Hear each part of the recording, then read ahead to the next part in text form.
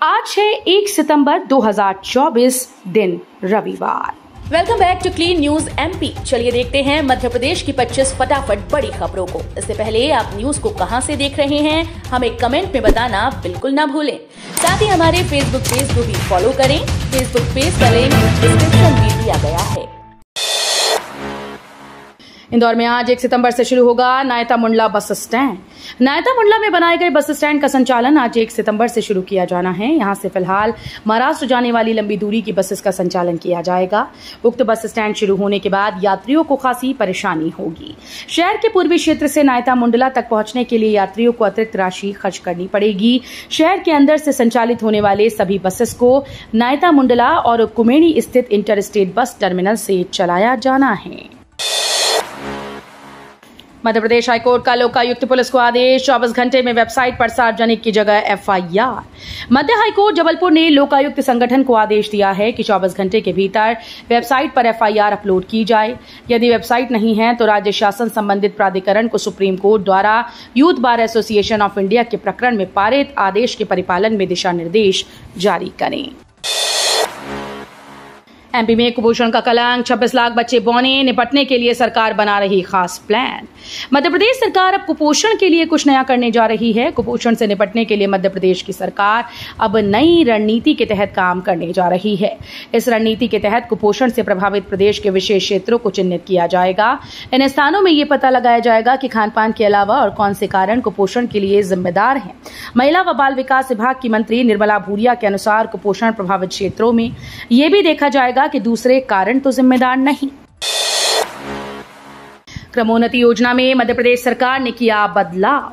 तबादले या उच्च पद की जिम्मेदारी लेने के डर से पदोन्नति न लेने वाले कर्मचारियों को अब आर्थिक नुकसान उठाना पड़ सकता है। सरकार ऐसे कर्मचारियों को पदोन्नति छोड़ने के बाद उच्चतर वेतनमान का वित्तीय लाभ नहीं देगी। इस संबंध में सामान्य प्रशासन विभाग ने आदेश जारी कर दिया है। 29 अगस्त से ये संशोधन लागू हो गया है। देश में सर्वाधिक 785 बाघ मध्य प्रदेश में संरक्षण के लिए सुप्रीम कोर्ट ने दी शाबाशी। सुप्रीम कोर्ट ने बाघ संरक्षण के लिए किए गए प्रयासों और सफलता के लिए केंद्र सरकार की सराहना करते हुए इस बात पर संतोष जाहिर किया कि विश्व के 75% बाघ भारत में हैं। सुप्रीम कोर्ट के जस्टिस संजीव खन्ना और पीवी संजय कुमार की बेंच ने केंद्र सरकार की सराहना करते हुए कहा कि बाघ संरक्षण के लिए बेहतर प्रयास किए गए, इसके सफल नतीजे सामने आए। कांग्रेस बुधनी और विजयपुर उपचुनाव में अपने विधायकों को देगी बूथ प्रबंधन की जिम्मेदारी। मध्य प्रदेश के छिंदवाड़ा जिले के अमरवाड़ा विधानसभा उपचुनाव में मिली मामूली वोटों से हार के बाद कांग्रेस बुधनी और विजयपुर उपचुनाव से पहले तैयारियां तेज कर दी। मध्य प्रदेश कांग्रेस के अध्यक्ष जीतू पटवारी खुद बुधनी विधानसभा में कई बैठक कर चुके हैं। पटवारी बूथ मैनेजमेंट पर विशेष फोकस कर रही हैं। दोनों ही विधानसभाओं की बूथ मैनेजमेंट की जिम्मेदारी कांग्रेस पार्टी विधायकों को देगी।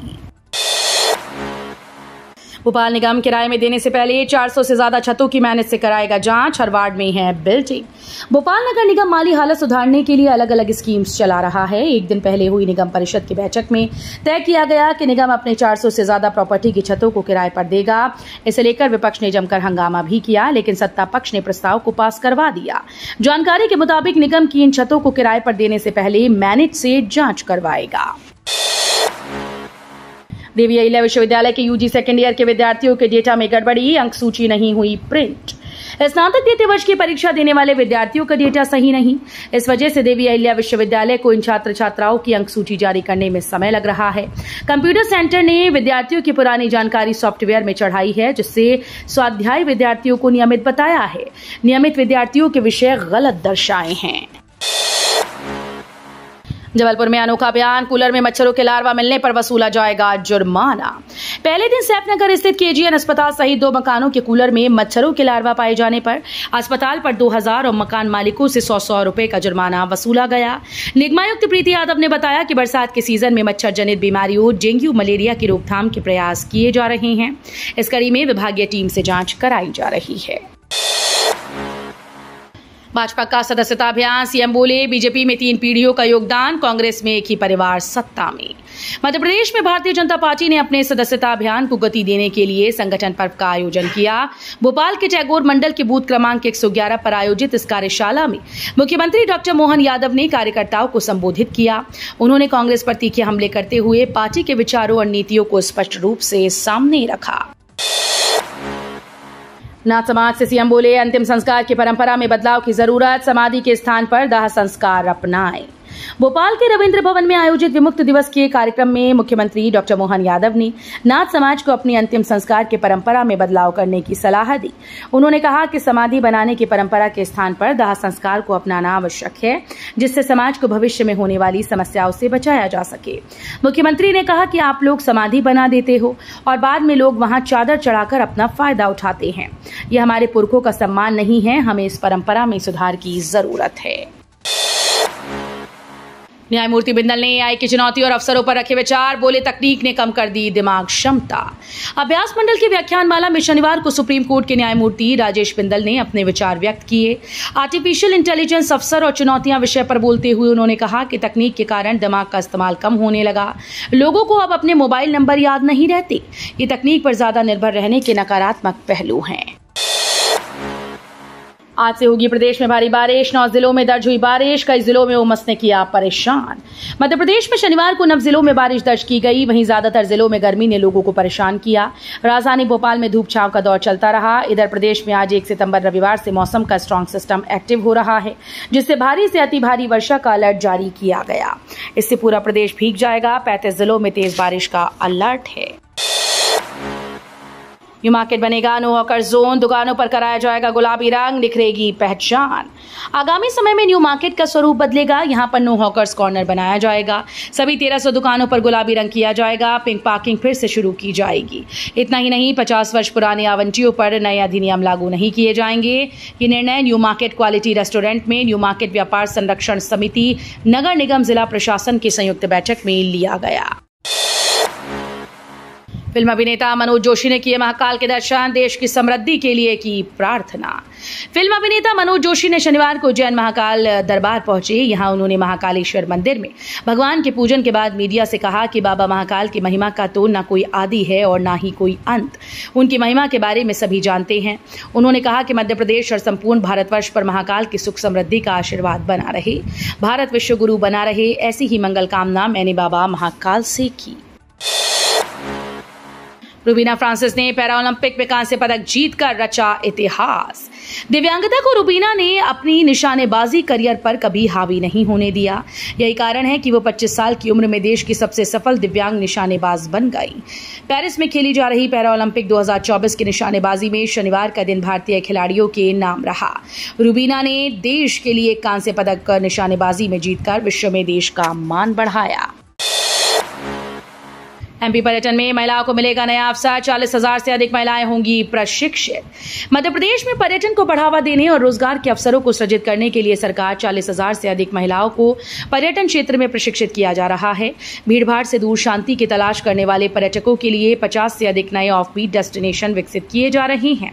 ये बातें प्रमुख सचिव पर्यटन और संस्कृति शिवशेखर शुक्ला ने Indian association of tour operators के 39वें अधिवेशन के दूसरे दिन के पहले सत्र में कही।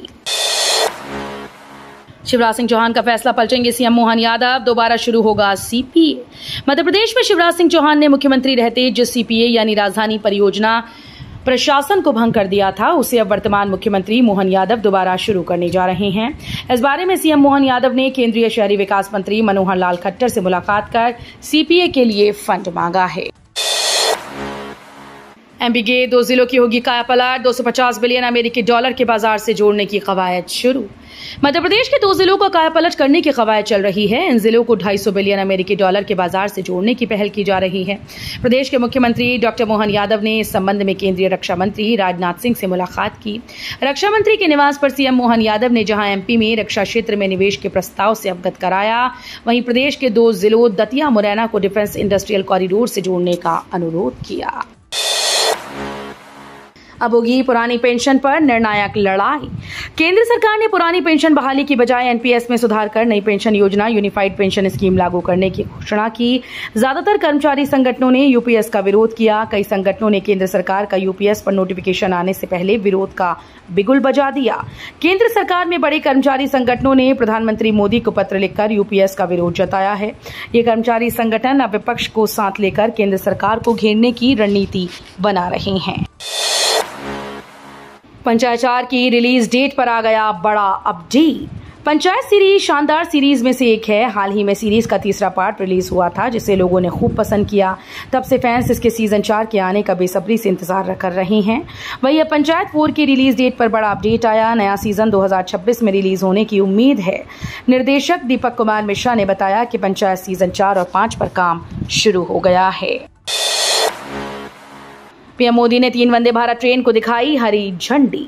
पीएम मोदी ने वीडियो कॉन्फ्रेंसिंग के जरिए 3 वंदे भारत ट्रेन को हरी झंडी दिखाई। इसमें मेरठ, लखनऊ, मदुरई, बेंगलुरु और चेन्नई, नागरकोइल शामिल हैं। पीएम ने कहा कि बीते 10 वर्षों में इन राज्यों में रेलवे की विकास यात्रा उदाहरण है। केंद्र ने इन 4 सार्वजनिक उद्यमों को दिया नवरत्न का दर्जा। केंद्र सरकार की नवरत्न कंपनीज की प्रतिष्ठित सूची में 4 नए नाम जुड़ गए। इनमें Satluj Jal Vidyut Nigam limited, solar energy corporation of India limited और एनएचपीसी शामिल हैं। इसके अलावा RailTel corporation of India limited को भी नवरत्न का दर्जा दिया गया। इसके साथ अब नवरत्न कंपनीज की सूची लंबी होकर 25 पर पहुंच गई। फारूक अब्दुल्ला ने कहा, सरकारों को हर धर्म की रक्षा करनी चाहिए। असम विधानसभा में जुमे की नमाज पर मिलने वाली छुट्टी पर रोक लगा दी गई।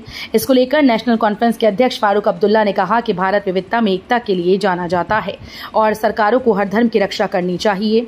अब्दुल्ला ने आगे कहा कि कुछ भी स्थायी नहीं है और समय आने पर चीजें बदल जाएंगी। भारतीय सेना ने शुरू किया प्रोजेक्ट नमन। देश भर में बनाए जाएंगे 200 कॉमन सर्विस सेंटर।